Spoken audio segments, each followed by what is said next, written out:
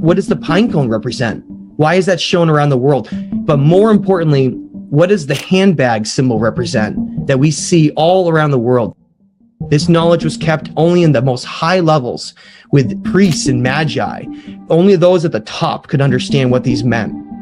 Many of these ancient symbols throughout history were eventually inverted and perverted to their opposite meanings. In some cases, to almost demonize them, to seem like it's something that's evil when it's truly something that's the complete opposite. These individuals, they are the keepers of knowledge and the keepers of how to create civilizations. They're the ones that jump-started every major advanced, sophisticated civilization we can around the world.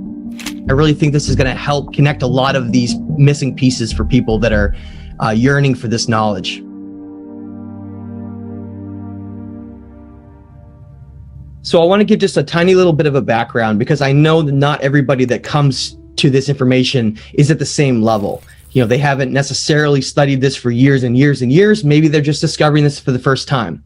So what I want to do is just give a really small, very short, higher level and lower level perspective of this before we really get into what we're talking about. Because I feel like this information specifically is at the highest level. It's not something you just jump right into and start talking about, or you're going to get a lot of people that haven't studied it roll their eyes and turn this video off and say, I don't know what he's talking about. So I want to set the stage for what this information is and why it's so important.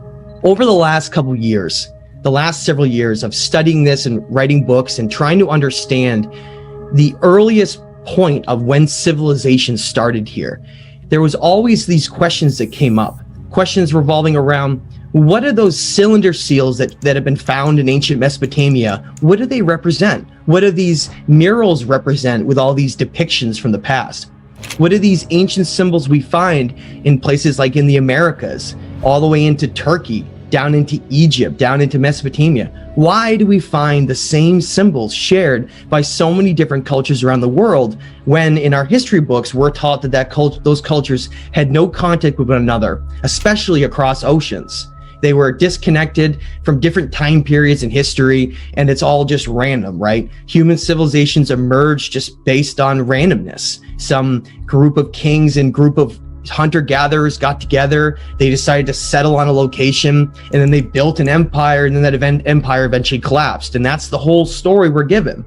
We're told this entire narrative of our civilization can be put into this 6,000 year window with just enormous amounts of slaves being forced into manual labor to create these enormous structures like the pyramids. This is the version we're told. Moving these enormous blocks on these wooden pillars and all these things, it just doesn't make any sense anymore. This old narrative and paradigm that we're taught about how human civilizations got created, how old they are, what the knowledge and the information that was handed down to them, where did it come from?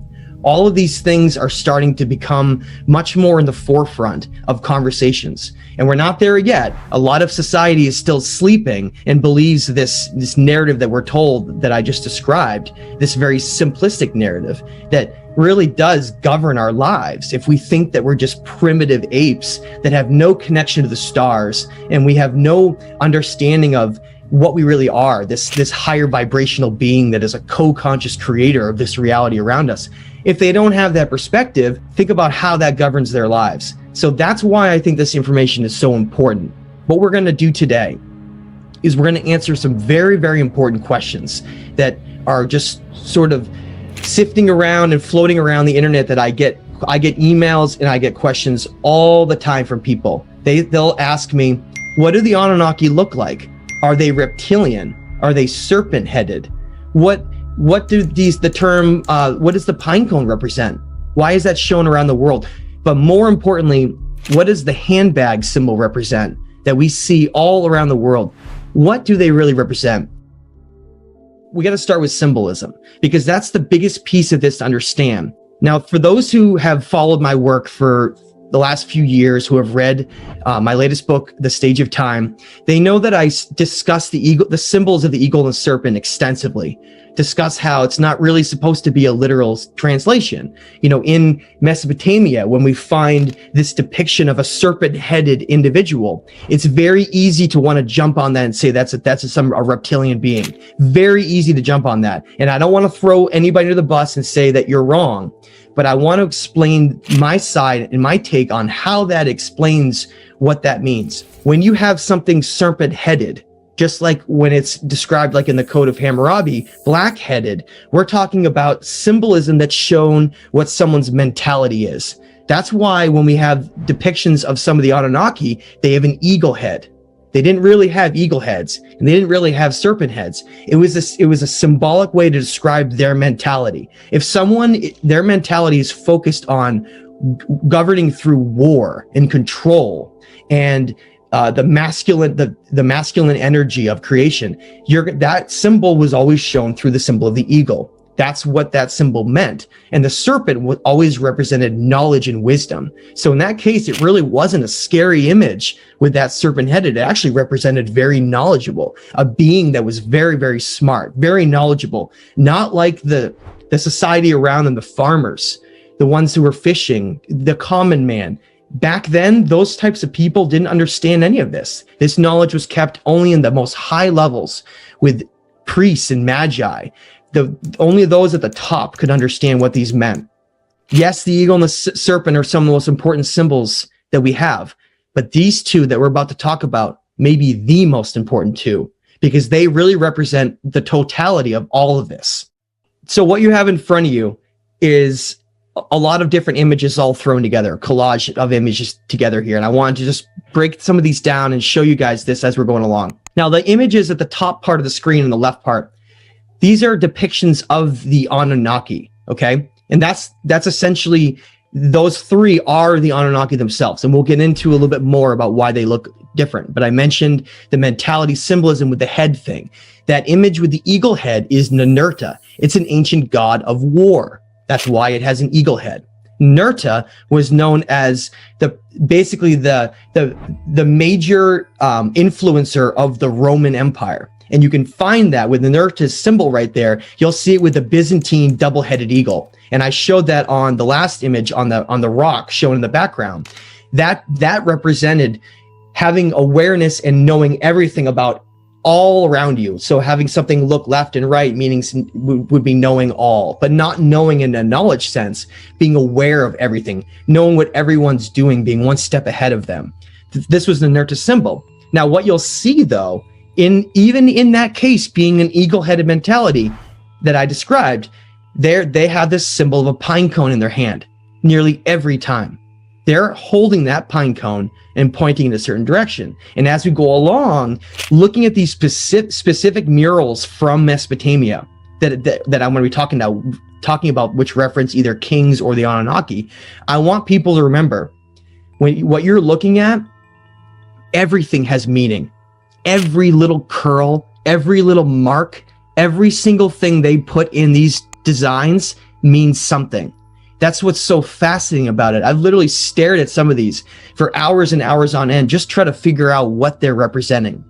So what I'm showing here, essentially, just to break it down, is these Anunnaki individuals, these figures, are holding a pine cone. They're always facing it forward in front of them. Now, when you go to the Vatican in Rome, where the Pope stands out and comes out and gives all those commandments and talks to everybody, what you find in the square is a giant pine cone symbol, the largest in the entire world, sitting in the center of their religious establishment there. This enormous pine cone, okay? At the same time, the Pope on his staff has a pine cone built right into the wood itself. You can see that depicted down the bottom, as well as a hat that he wears called the mitre hat. Now, when you look into the story of the Dogon, the ancient tribe that's in Western Africa in the country of Mali, you find out that this Dogon tribe had all this knowledge about the stars and the heavens way before the first telescopes were ever invented, before they ever had influences from other cultures. You just had this remote tribe in the middle of the Western Africa that had knowledge about the heavens that literally no one had knowledge of at that time, or very few select groups. And so when French anthropologists first came over to meet them in the 1930s, they couldn't understand how this tribe knew the detailed alignments and celestial movements of Sirius A, B, and even C. And Sirius B hadn't even been discovered yet. It wasn't discovered for years and years later until the first radio telescopes were made. And this culture somehow knew vast amounts of knowledge about our cosmos and about our planet as well. And the reason I say that, I bring up that story, is that if you look at depictions of the Dogon that they have, they show this aquatic serpent-like fish being known as Awanas. And Awanas has a hat on in those depictions. And that hat is where the mitre hat came from. And Awanas is passing on that knowledge in these depictions to these Dogon people. So when you look at the Pope today, it's simply just a reference from these ancient knowledge bringers that passed along knowledge.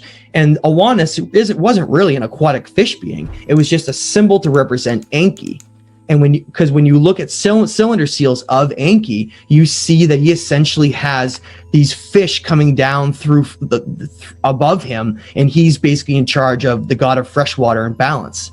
And so all these things that we see today in these corrupted religious establishments and these inverted truths of these symbols, they all go back to a much more ancient time before they really became inverted to their opposite meanings, just like something like the swastika. All those things were either inverted or hidden so that we no longer understood what they are.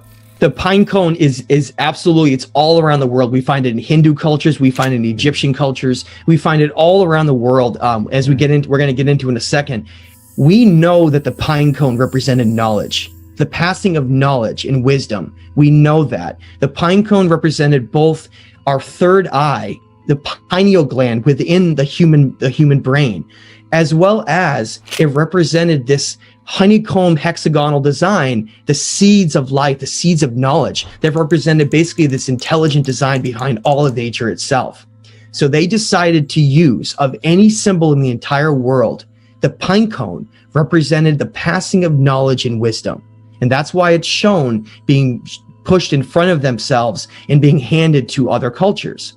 What's important about us establishing that is that we can then take that understanding and apply it to other symbols because they're related. And that's how this works, is we can take related symbols and allow us to help us expand to understand what they all mean. The pine cone and the handbag is literally shared by every single area in the world. We can establish that there were what we find evidence for lost civilizations. And that's why this is so important, because these symbols that we find in all these different parts of the world, where we also have megalithic structures and sophisticated things that were built that would have been impossible for a primitive culture with Bronze Age tools, we find these same symbols. And that's what's so important about defining them, because it allows us to say, that's who influenced them to create those civilizations. And that's why they're so similar to others. What we have on the screen is probably the most debated of all of the symbols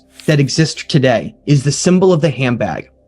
Now, I will fully admit, when I first started studying this, I thought it was some kind of a bag that maybe held psychedelics, to like psilocybin or something, to help expand some culture's mind or something when they're in a church. I couldn't understand, well, what is in that bag? What are they providing? And there's been so many individuals have said, well, it represents technology, some kind of technology they had that helped them to build the civilization.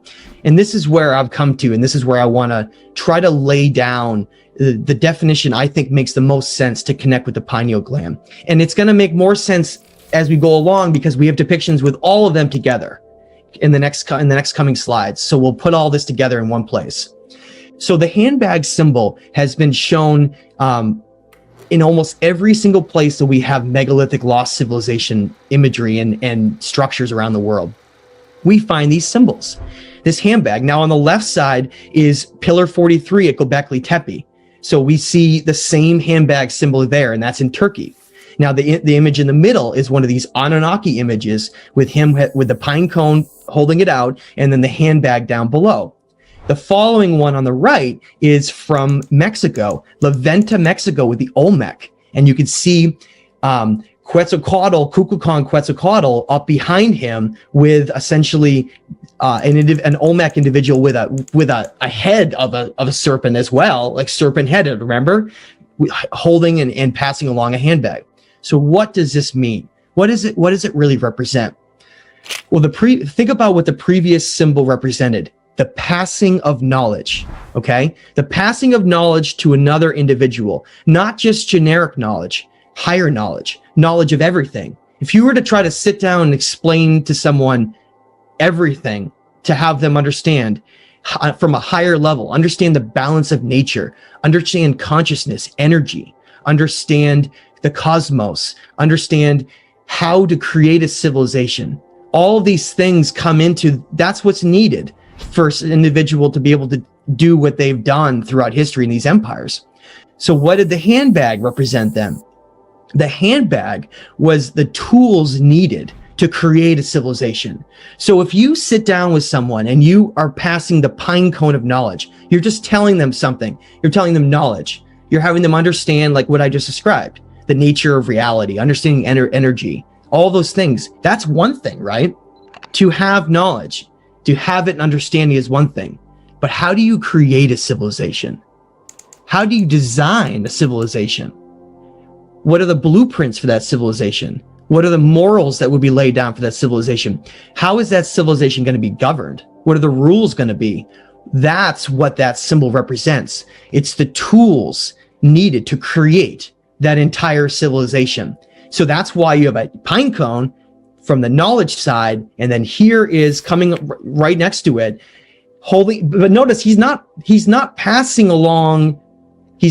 In some cases, he's passing along the pine cone and passing along the bag, but in other cases, he's holding it by his side as well. These individuals, they are the keepers of knowledge and the keepers of how to create civilizations. They're the ones that jump-started every major advanced, sophisticated civilization we can around the world. When we see lost civilizations, this is where these influences came from. They came from those who are passing along knowledge through the pine cone and the tools to create civilizations around the world.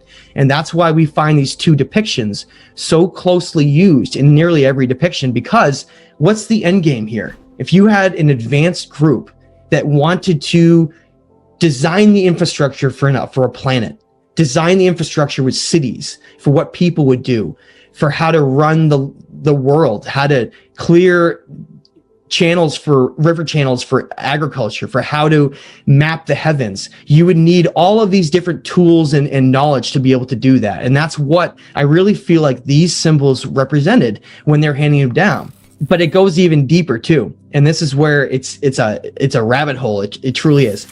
We find ample evidence all around the world, just like we found evidence for these symbols being shown, that there have been devastating catastrophes that have occurred on the earth. And maybe not even just during one time period, but maybe as a part of a cyclical basis, where maybe every 12,000 years, it seems like some disaster occurs, which is why they were so obsessed with mapping the heavens, because they could understand not only the energy of the cosmos, but they could also map and understand when events are going to happen, what time period is occurring on a larger level, looking at it more on the basis on the solar system level, not on looking at our understanding of time. So these civilizations were wiped out collectively around the world based on series of cataclysms we find. And we know that based on erosion we find around like the Sphinx enclosures. When we look at Greenland ice core samples, we see a very, very devastating event that occurred between about 12,800 and about 10,800 years ago, over potentially over 1,000-year period of multiple events that seem to have wiped out all of these civilizations and just left either just their megalithic structures that they built with no writing at all, or in some cases these cuneiform tablets, which was the ingenious way that they knew that they could preserve a message etched into stone or clay so that it would survive. That's why there's so few writings from any of these cultures anywhere in the world, because if they had used paper or anything digital, none of it would have survived. And so when some ask about, well, how do you know Atlantis was real? We don't have any of the writings from Atlantis, really. We have very little. We have anything that was either channeled or came through ancient Egypt, because Egypt was the only connection that we can find back to Atlantis when Solon went there and then told Plato about the story of Atlantis. So all we have, E. Willie, is basically these scraps and these little breadcrumbs left behind from what is disasters that we can't even wrap our heads around in terms of human history, for events that have occurred, for what happened to them, to be able to try to understand what this story is. And that's why it's so difficult, because we're talking about a culture, E. Willie and JP, that disappeared in many cases well over 10,000 years ago. So guys, this is what we're going to go some high level stuff now for those who love high level. In Göbekli Tepe, which is in the Anatolia region of Turkey, you see Pillar 43, which is the most important of all the pillars there. Now, these pillars are massive megalithic pillars that are built out of a single stone. They're these huge T-shaped pillars, and they weigh more than 20 tons each.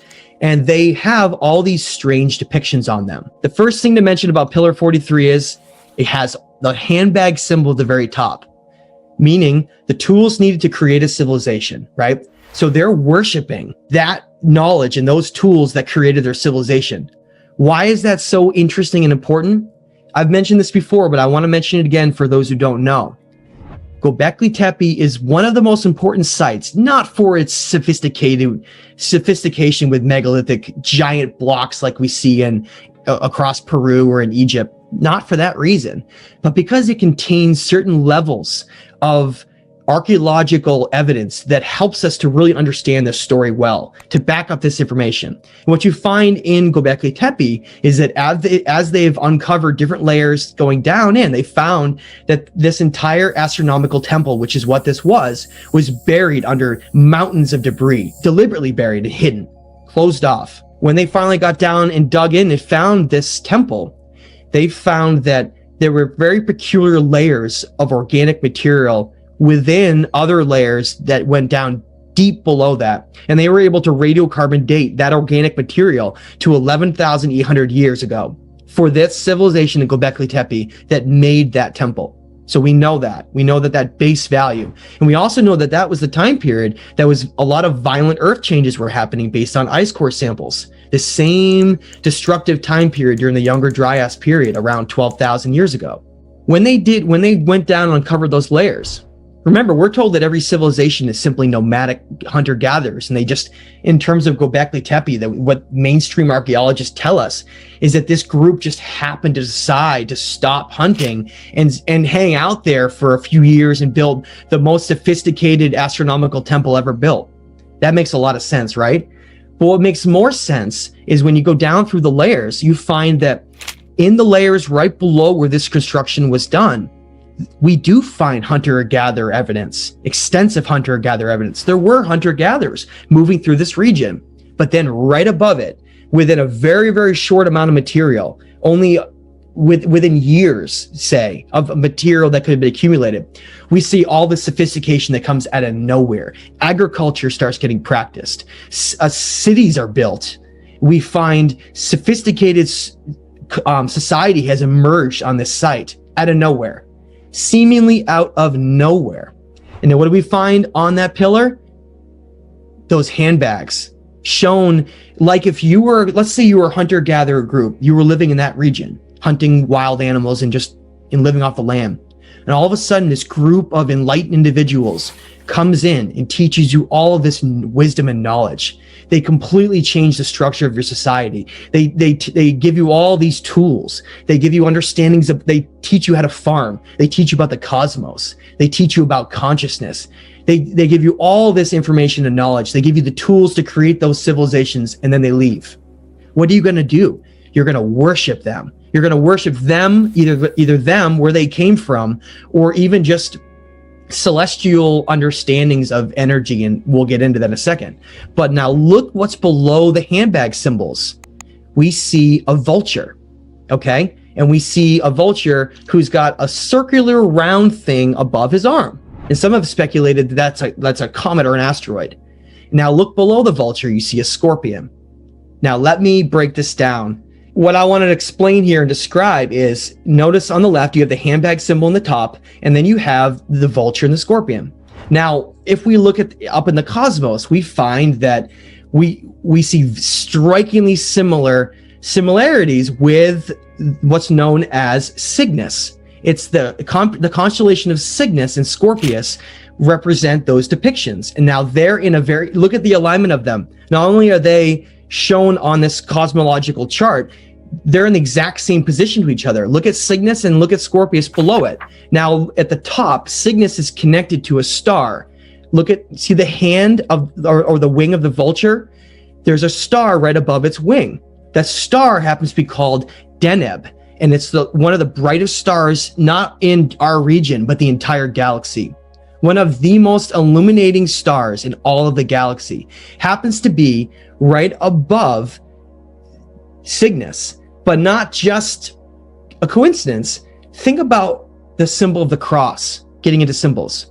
The ancient cross, the most ancient symbol of all, which, by the way, predates Christian religions by thousands of years. In fact, these Anunnaki symbols that we're going to show in these murals, they have the symbol of the cross in many different places. It's one of the most ancient symbols of all. And to put this to bed too, the cross represents the crossing of energy, mind, body, and soul, the three ingredients for humans to reach ascension. That's what has been taught all throughout history. It's still the teachings of Jesus in the Roman Christian Bible. There's good information there, but it originally came from a much earlier place. It represented the crossing of energy. And it just so happens that Cygnus, it represents a constellation of a cross. And the one of the brightest stars in our entire galaxy happens to be the top of the cross, which would represent essentially ascension. I find that incredibly interesting. So we find Cygnus and Scorpius in this depiction at Göbekli Tepe with handbags right above it. Now, I'd like people to think about that for a little bit. What does that mean? Does that mean that those beings who provided, does it mean that they're the ones who brought those tools? There's endless questions that go into that, but I want to leave people with that understanding of what's shown on that and how those handbag symbols are right above that. Now, there's one more incredibly interesting piece of the puzzle. Just so happens that Cygnus and Scorpius are in what's known as the dark rift of our galaxy. The dark rift is an area of the galaxy that has the highest amount of dark energy of our entire galaxy, is in that location. For those who don't know what dark energy is, it's when you think of a system of balance, as above, as below, you find when you look at something like the underworld and heaven, higher and lower dimensions, there's always balance no matter what. Dark matter would be like the equivalent of the underworld for our planet, but in the galaxy. It is the other side of matter. Everything is always balanced. Now, guys, this is probably, I would have to argue, my favorite depiction of any mural in the world. It may seem silly, but something like this can answer almost everything. Think about all the stuff we've talked about. What does the pine cone mean? What does the handbag mean? They're right here, but we get a lot more information than just that. Now, guys, I'm going to break this whole thing down, and this is where I think is going to help connect a lot of pieces for people. A lot of these clues that remain hidden. Now, like a puzzle piece to try to put together this lost story of history, you take it one piece at a time. So once you know the pine cone means the passing of knowledge and wisdom, you put that piece into place. Then you understand how they're holding the handbag. You put that piece into place. If you have the understanding that beings that have wings is supposed to represent gods, ascended beings that are from other dimensions, you put that piece into place too. And what do you get? You get a depiction here that tells an entire story. It tells an entire story of what occurred in the past to create sophisticated civilizations. Now, let me break it down. Notice there's two individuals in the center that are surrounded by what's called the tree of life. And then there's two individuals on the outside. And then above the tree of life, you have the winged solar disk with Anu in the center, okay? Now, Anu is like running the wheels of this tree, this life, like balance. And the more you learn about the Anunnaki, the more you find that they're obsessed with maintaining balance. They did a lot of bad stuff here, but because of that, they had to do certain roles and responsibilities to regain that balance. And that's one of the obsessions they always have, no matter what you look at. That's why the tree of life is always depicted. This balance of life here, this balance of nature, the creation of life. It's all balanced by, according to them, the Anunnaki are in charge of that. That's their responsibility, okay? Now, I used to think that this was supposed to depict all of the Anunnaki. These were 4 Anunnaki. That's not right. That's incorrect, and it took me a long time to understand that. The way you know that is not just by the wings. Look at what they're wearing on their heads. Notice that very carefully. Besides wings, the Anunnaki, if they're shown with their physical head, not a serpent or an eagle, they're always shown the same way. They have horns, ringed horns around their helmet, and they always have 3. That's a status symbol for the Anunnaki. That means that the 2 individuals on the outer side, and it doesn't really mean on either side. Remember, it represents both sides, right? Balance. The 4. The 2 on either end, and the 2 kings in the center. Now notice, the kings are the same height as the Anunnaki. And like I said, I think some things are supposed to be literal, right? Some things are symbolic, but other things are literal. They're the same height as the Anunnaki. Now look, the Anunnaki aren't reptilian. Remember, we're created in their image, not the other way around. We are them. So therefore, look at all the Mesopotamian kings that are depicted all throughout history. When we look at Ashur, when we look at King Hammurabi, when we look at Sennacherib, when we look at Ashurbanipal, notice they look just like the Anunnaki, like they're imitating them, right? They have the long locks of hair all braided. But what do they not have? Notice what's on their head.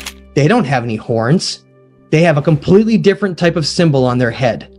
And they don't have handbags or pine cones. You see that?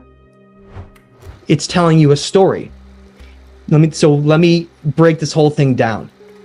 The Anunnaki had bloodline king offspring based on which are called the Nephilim. Okay, we know that when we look into we look into Genesis, we look into Book of Enoch, all kinds of ancient stories from the past. It extensively talks about that giants were once here, that ancient kings really weren't what we thought they were. They were actually like bloodline Anunnaki kings directly from their bloodline.